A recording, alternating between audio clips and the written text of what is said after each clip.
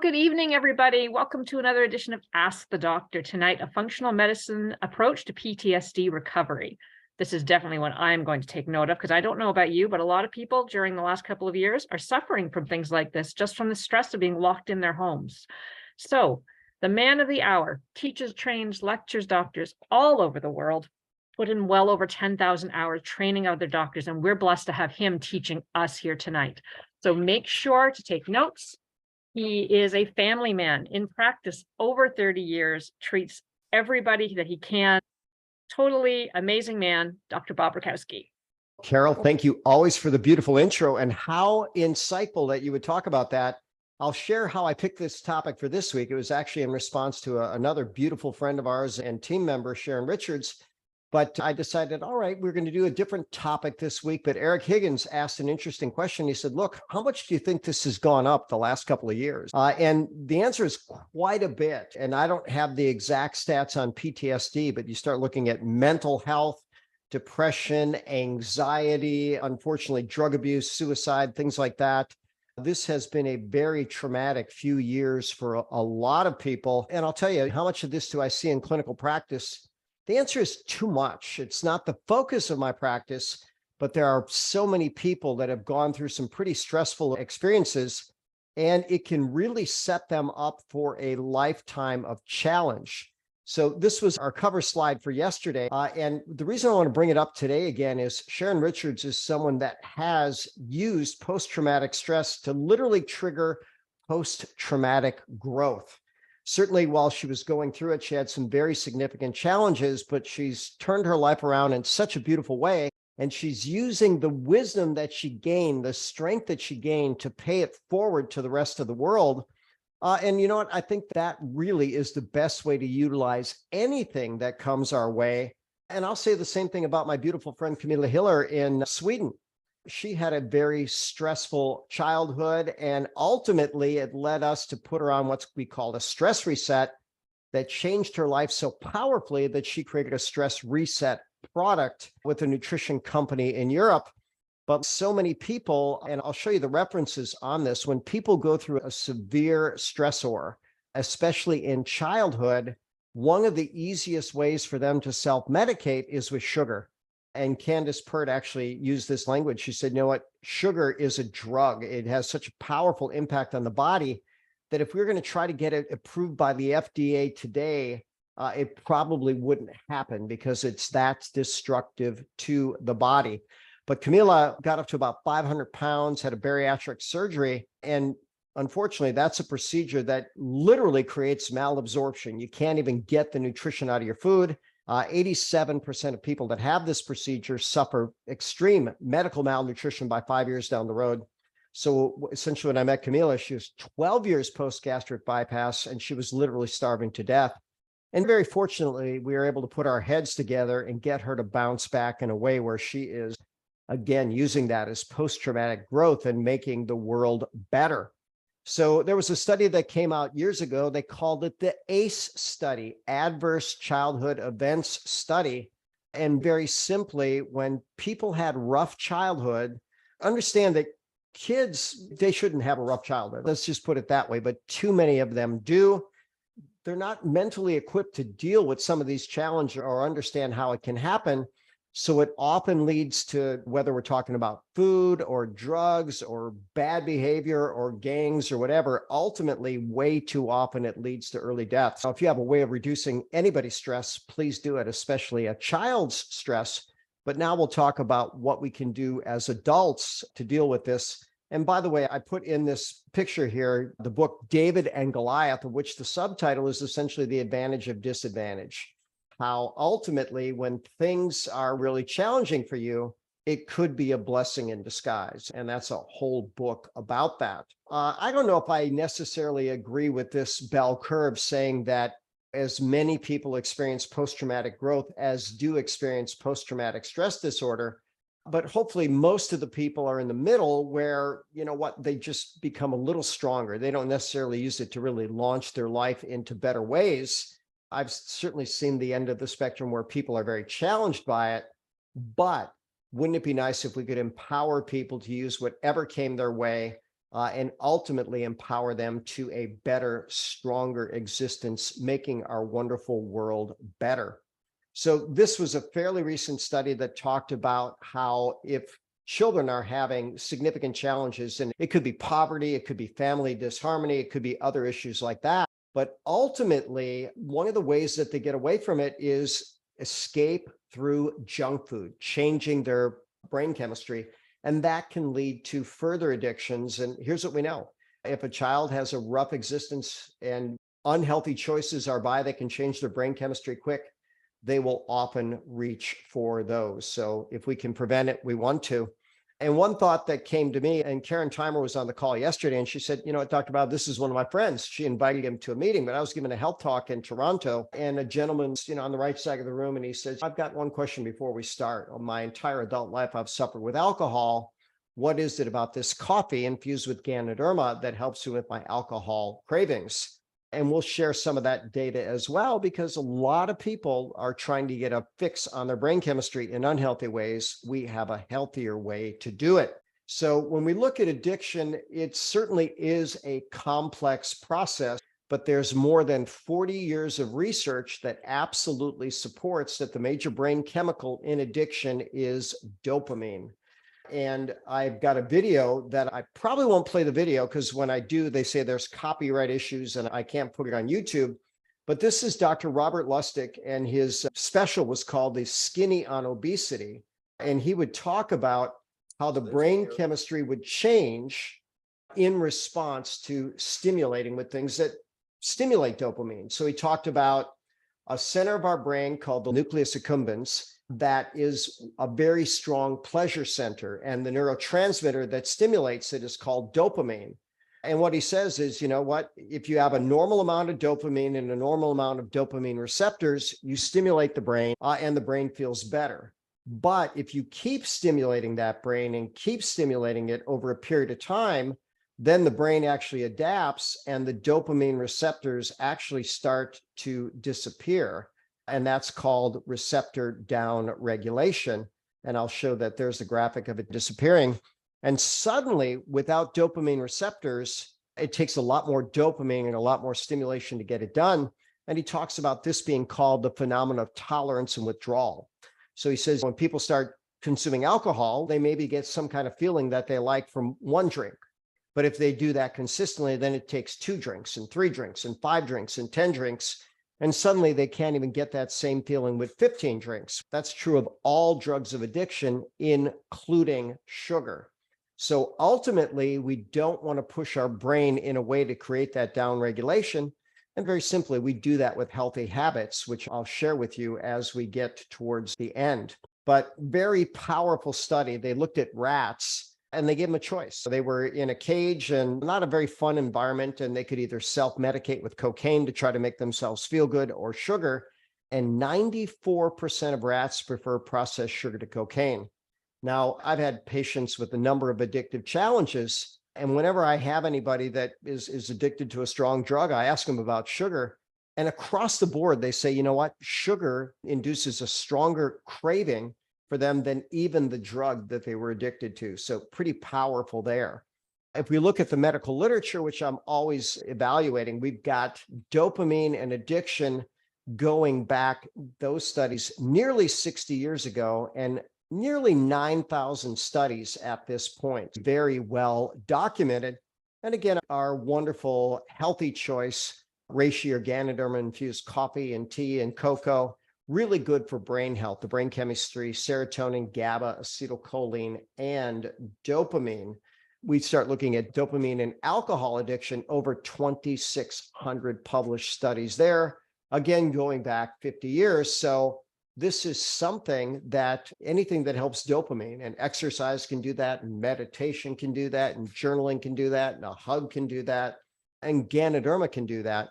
We would want those good, healthy ways to pick up dopamine. So Daniel Amen, board certified psychiatrist, brilliant researcher. I like him a whole lot. He started studying brain scans in the 1990s when they were pretty primitive back then. And he said at that point in his medical career, he realized that psychiatrists were the only medical professionals that did not directly evaluate the organ that they were treating.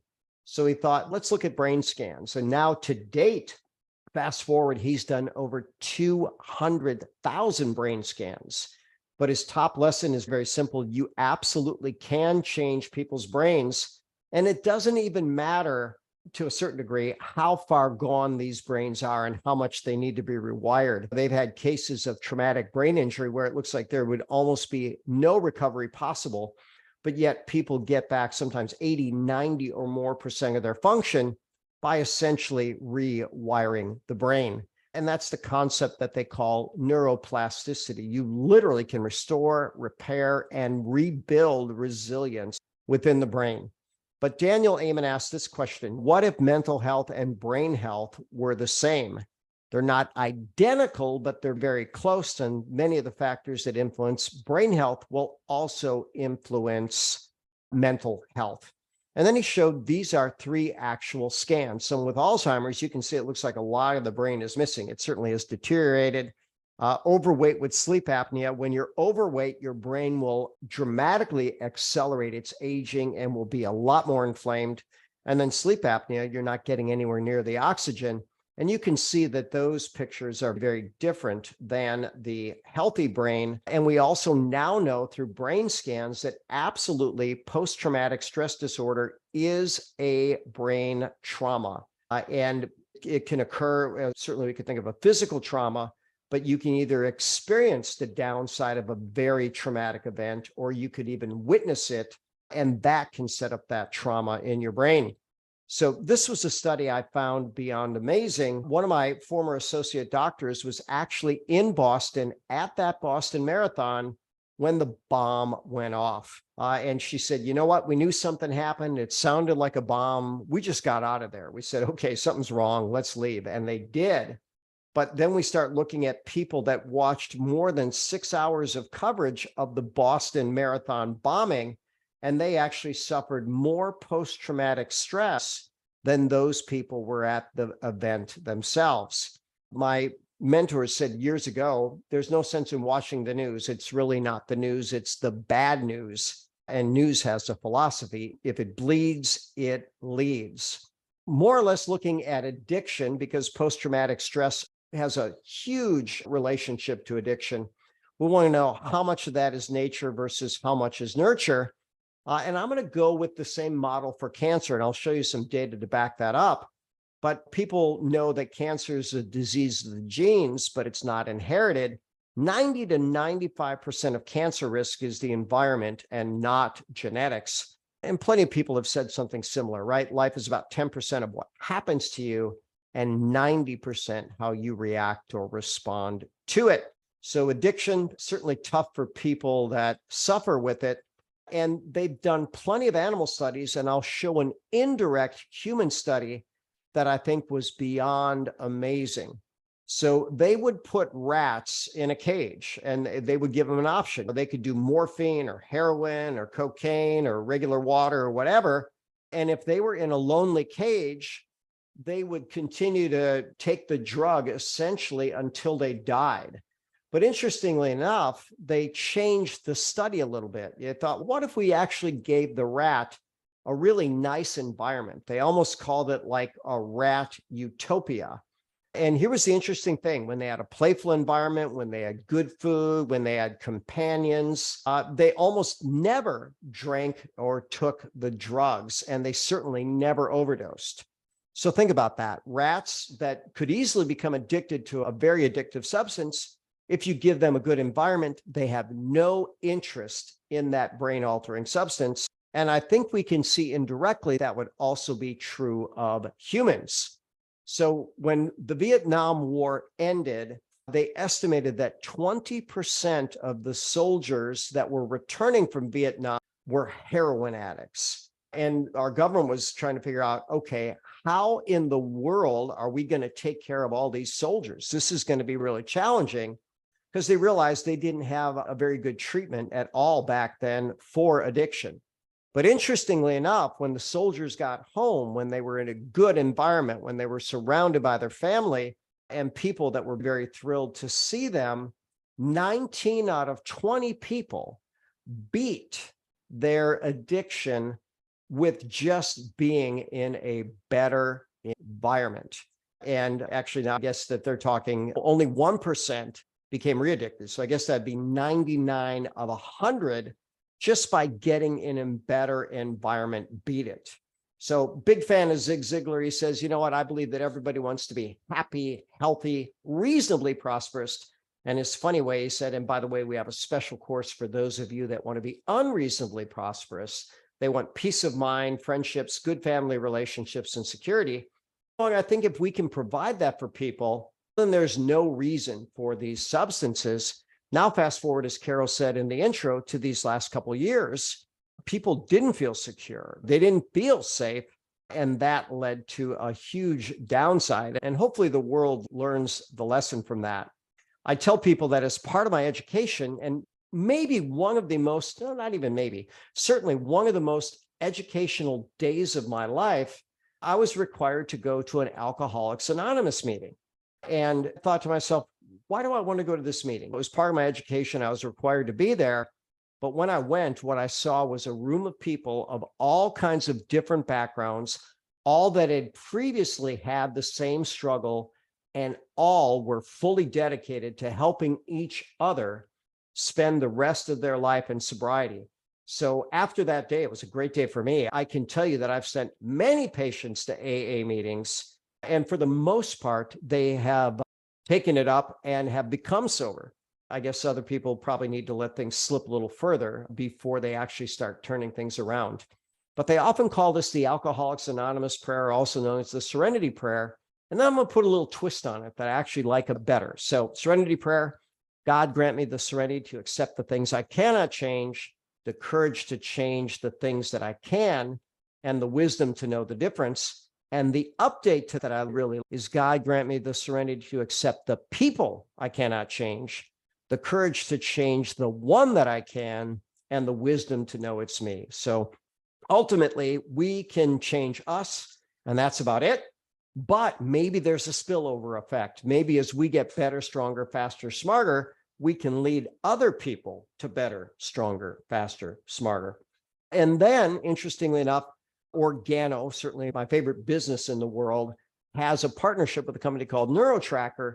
And there's data that 6 minutes, 3 times a week can accelerate the rewiring of an addicted brain. I want to jump into some of the tips that Sharon shared yesterday.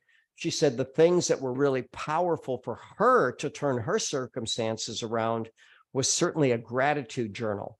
Now, interestingly enough, she referenced Dr. John DeMartini, who I absolutely love. And Dr. DeMartini said every single day, at the end of the day, write down 3 things that you're grateful for. And by the way, you can't ever repeat the same item. So think about that. She said, you know what, 6 months down the road, whatever, 180 days, suddenly you've got 540 things that you've already recorded that you're grateful for. And I'll tell you what, if you can count your blessings and keep counting past 500, you're probably doing pretty well. But certainly gratitude can enhance every aspect of health. And there are just tons of studies on it. And gratitude does increase abundance. And then that gives you more to be grateful for. Sharon also liked meditation. This is a little graphic that shows some of the benefits of meditation. But a couple of my favorite phrases about meditation, you know, if they could take all the benefits and put it in a pill, it would be an instant blockbuster that you could charge thousands of dollars for even a single pill, because it does so many good things. And the only downside is it takes a few minutes of your day. But give that a shot. Just sit back and literally try to quiet your mind and relax and focus on breathing and things like that. And the better you get at that, the better you can change your state in a way that you'll be more in control of your life. James Nestor wrote the book Breathe. And I'll tell you, this book was recommended to me a few years ago. And I thought, okay, I know how to breathe. I know why breathing's important. But what I will tell you is I think this is one of my absolute best reads. I'll say even of this entire millennium, right? Maybe I've read a handful of books better, but not that many.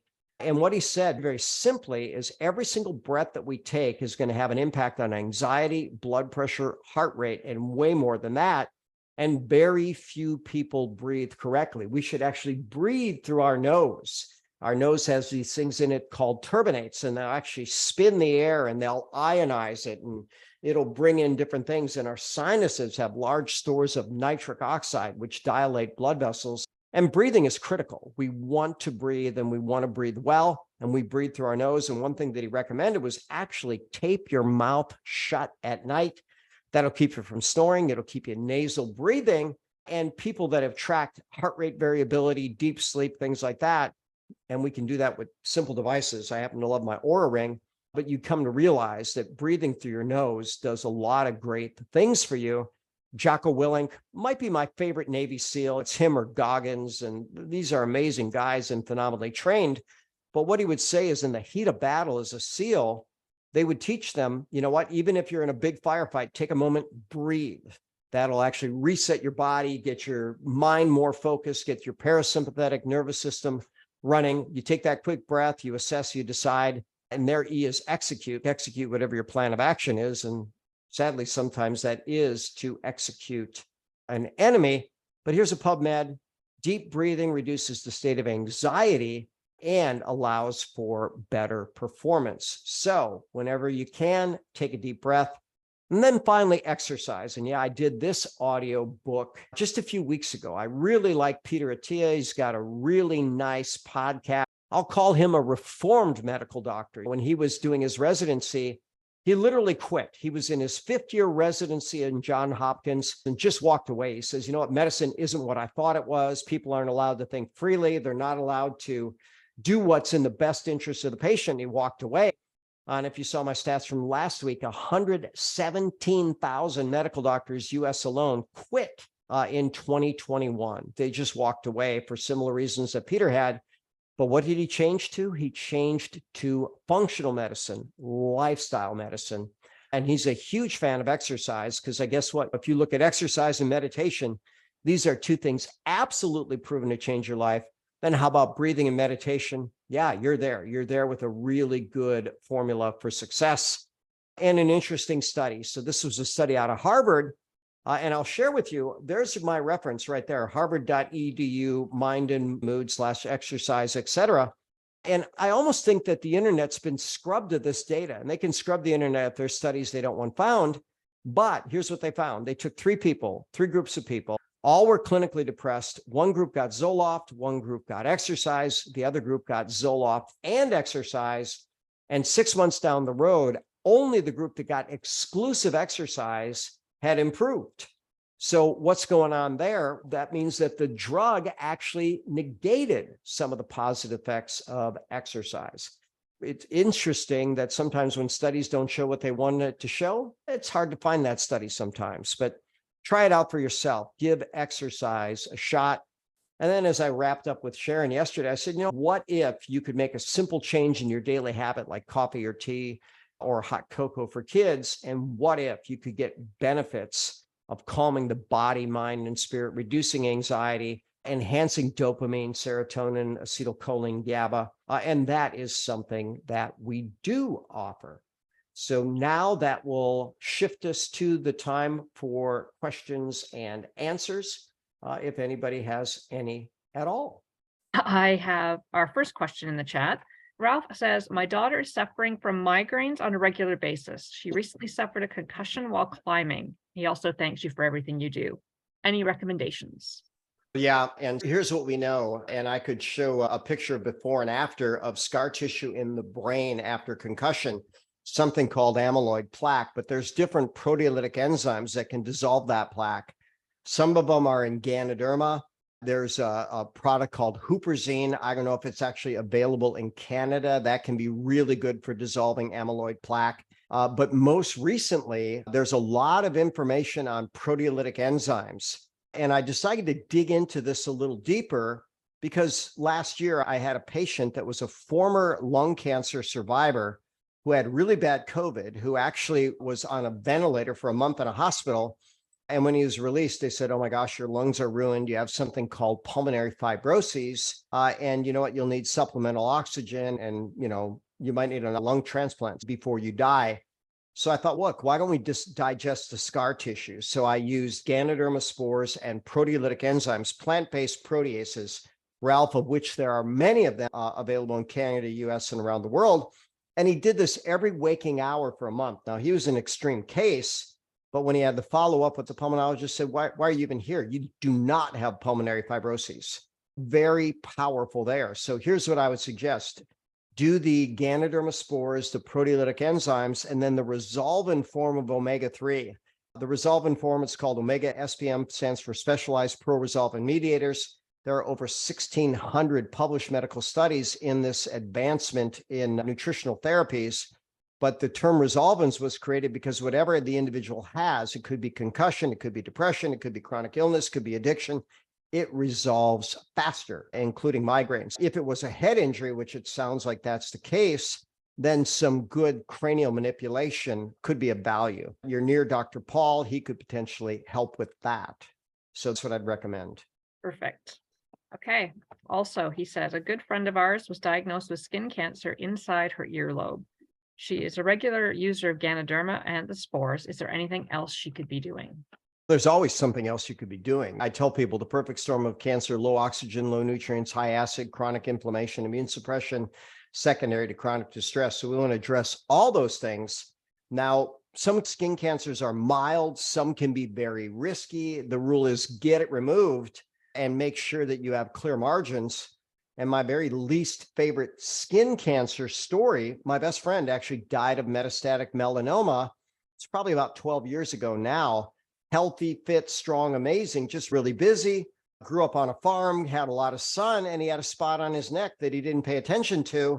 And finally, it started looking weird. He got it looked at. And by the time he got it looked at, sadly, it had metastasized. And that makes it really complicated. So get that cut out, get clear margins, and then do as many things right as possible. And then on my YouTube, I have 3 different really good cancer videos. 2 are brief, like 20 minutes or less, TED Talk style. And one is 4 hours with 250 scientific references in a lecture that I gave to 520 doctors. Does anybody else have a question right now while I'm popping all that in the chat? Go ahead, Tristan. Hey guys, so I got 2 questions and then a statement about Zoloft. I'll tell you my experience a little bit about Zoloft, not too long, but so the first question is, have you guys ever heard of Wim Hof? He's known for the Wim Hof method, the breathing techniques. Absolutely. I've looked at his videos here and there a couple of years ago. What would you say about his testimonials and that? Phenomenal. They're actually studying him at Harvard and other places because the things that he's able to do with his physiology through the mastering of breath is phenomenal. And there's even a podcaster who's, I believe, a Stanford neurologist, Andrew Huber, and he even talks about doing a few things that can even improve Wim Hof's breathing technique. So here's what we know. It works. It's powerful. It's been around for thousands of years. It just took Wim Hof to modernize it and bring it and actually demonstrate it to the world. When you got a guy that can swim a couple hours in the Arctic Ocean wearing nothing but a Speedo, holy cow, I don't know how you do that. Right. And then my other question is, when I was younger, I was diagnosed with a form of autism known as Asperger's. And with that being said, I'm looking for a place where I could get reevaluated to try and get it cleared off my medical records, because it's on my medical records. And with that being said, because for the type of careers that I've been wanting to get into, I think that's hindering me from getting into the type of careers that I've been wanting to get into. So I don't know if you have any suggestions of any references that you could give me for places where I could get reevaluated. Because maybe. So there's a book called The Brain That Changes Itself, and there's a clinic in Toronto that they talk about. And I think you're in Canada. Is that correct? Wisconsin. Oh, Wisconsin. Okay. So I would check out The Brain That Changes Itself. But keep in mind, I think Elon Musk is also has Asperger's. Right. So it didn't hurt him at all. And here's the deal. So every pro has a con and every con has a pro. And I'm betting there's something pretty unique and amazing about your brain that's superpowers it above and beyond what other people and gives you your own unique talents. Right. So find that, use it, and make it better. And don't ever let anybody put a label on you that limits you. Let everything that you share with you empower you, because you're a powerful soul with your own special gifts and talents. Right. And then the last thing is my statement of Zoloft. So when I was younger, right after I graduated from high school, they diagnosed me with OCD. And supposedly they diagnosed me with anxiety too, but I don't have any anxiety issues. Thing is, though, is they gave me Zoloft, and I took that for about a week, and I noticed it was changing me. It was making me irritable and moody and really extremely pissed at everything. And I took myself off of it. I'm like, I can't do this anymore. It's changing me. So I knew the side effects of Zoloft for me. And with that being said, does medications like that, certain medications like that, change brain chemistry? They change brain chemistry, brain structure, brain wiring. And as a general rule, they don't work any better than placebo. So I taught a brain series with a neurologist from Cornell in 2009. And basically what they said, in the last 50 years, there had been no major advances in either brain pharmaceuticals or brain treatments. Now, fast forward, there has been an advancement, but it's God's pharmacy, not man's pharmacy. And there's plenty of studies now, really high-level institutions like Harvard, with very low dose, we're talking microdose medicinal mushrooms, psilocybin, for post-traumatic stress disorder, depression, anxiety, and they're getting better results with that, a single treatment, sometimes 6 months to a year of benefit. I think it was, who knows, a month or so ago, we talked about man's pharmacy versus God's pharmacy. It seems the more we research God's pharmacy, the more we realize it's all here for us. Now, on occasion, man's pharmacy, okay, fine, but lowest dose, shortest duration is what we're going for. But God's pharmacy is just not medicinal herbs. It's food, and it's air, and it's water, and it's everything that we put in. And I'll even call sunshine and love are going to be two of the top things in God's pharmacy. So you want to get plenty of that as well. Right. So those were all I had for questions tonight. Brilliant questions. Thank you, my friend.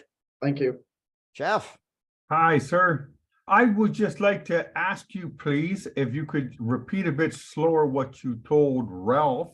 You were talking about dissolving plaque on the brain and some fibroid thing in the lungs. I forget what you called the fibroid in the lungs.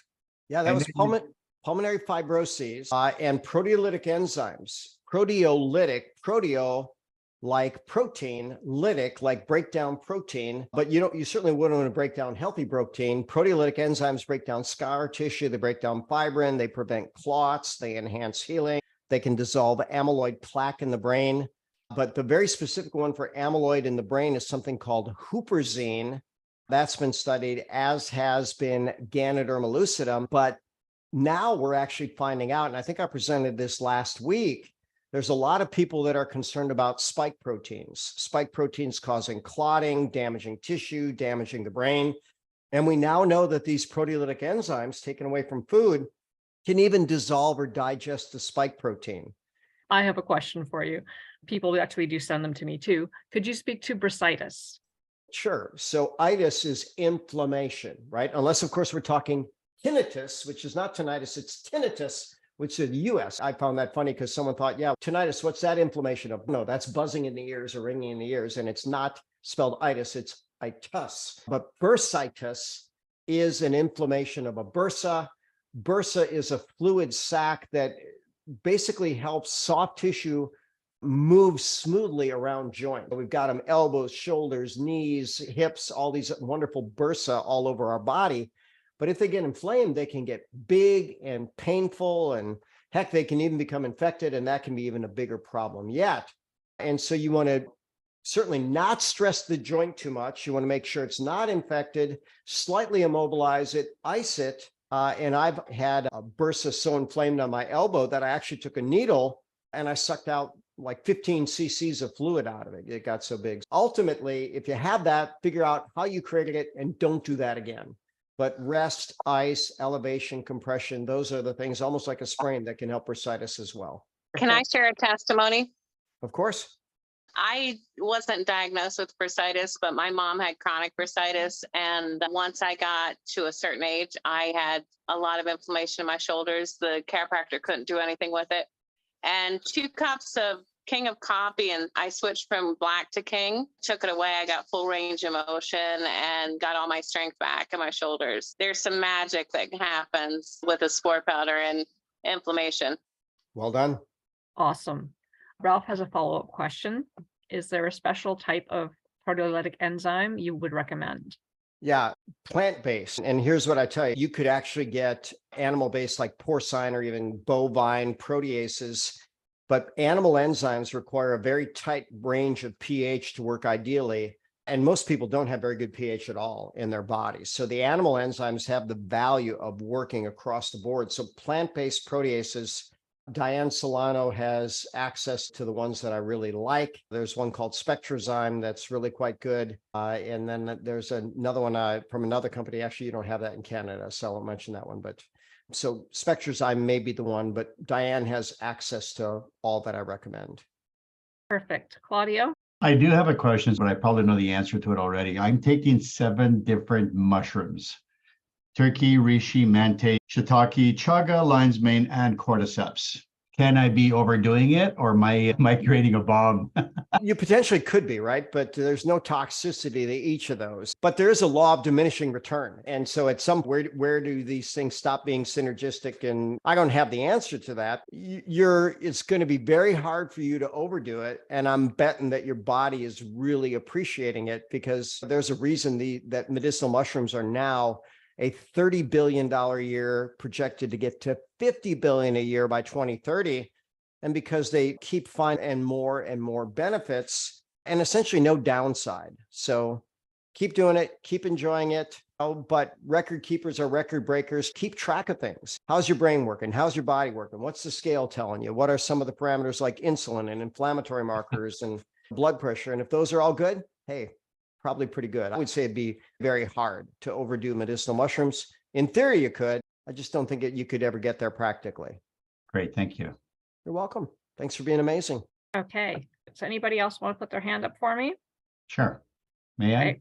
Can you just go over tinnitus again, please? I think I'm just starting that buzzing in my ear. So just curious what brings it on. And wouldn't it be nice if we knew the answer to that? It's still a mystery, although it's gone up exponentially after the recent shot. There's tons of people reporting that. So who knows if the proteolytic enzymes breaking up the spike protein might make that go away. But the thing I've said for years, anything eye, ears, nose, or throat is cranial until proven otherwise. And I have had some cases. Now, these are acute onset tinnitus where we resolved it with cranial manipulation, but chronic, there's people that have damaged their inner ear or their ear, even other parts of their ear, with like loud music and concerts. And I haven't figured out how to undo that yet. But if it's acute, I've seen good benefits with cranial. If it's from the shot, maybe the proteolytic enzymes would help.